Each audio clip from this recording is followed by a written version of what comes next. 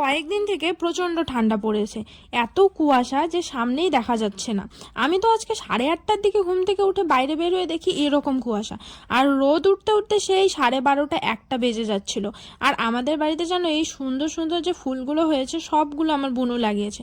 আরও অনেক ছোট ছোট ফুলের গাছ আছে যেগুলোতে এখনো ফুল হয়নি। চারিদিকে একটু ঘোরাঘুরি করার পরে আমরা এখানে গরম গরম চা খেয়ে নিলাম আর একটু আগুন জ্বালিয়েছিলাম, কারণ প্রচণ্ড শীত পড়েছে। তার সাথে কালকের বানানো পাটিসাপটা পিঠেটাও খেয়ে নিলাম। কিছুক্ষণ পরে ঠাম্মার আমি গিয়েছিলাম কিছু সবুজ শাক নিয়ে আসতে।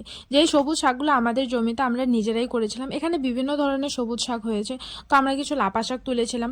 আর আমি এই যে শাকটা তুলছিলাম এটাকে কি শাক বলো তোমরা আমাকে কমেন্টে জানিও। আর দুপুরবেলা বাবা নিয়ে এসেছিল আমার পছন্দের পাবদা মাছ, যেটা আমি বাবাকে নিয়ে আসতে বলেছিলাম। তো মাকে বলেছিলাম যে সর্ষে বাটা দিয়ে পাবদা মাছটা বানাতে, তো মা সেটাই করেছিল। সাথে কিছু অন্য মাছ রাখা ছিল, তো সেটার মা তেল ঝাল বানাচ্ছিল। আর সাথে বানিয়েছিল বাঁধাকপির তরকারি আর লাপা শাক। তো দুপুরের খাওয়াটা তো আজকে জমে গিয়েছিল একদম। আর আমি যখনই বাড়ি আসি পিজি থেকে আমার বাবা আমার পছন্দের মাছ নিয়ে আসতেই থাকে, মানে যেটা যেটা আমি খেতে ভালোবাসি বাবা প্রত্যেক দিন নিয়ে আসতে থাকে। আর মাও সুন্দর সুন্দর রান্না করে, তো এর জন্য খুব মজা বাড়ি এসে। চলো দেখা হচ্ছে পরে।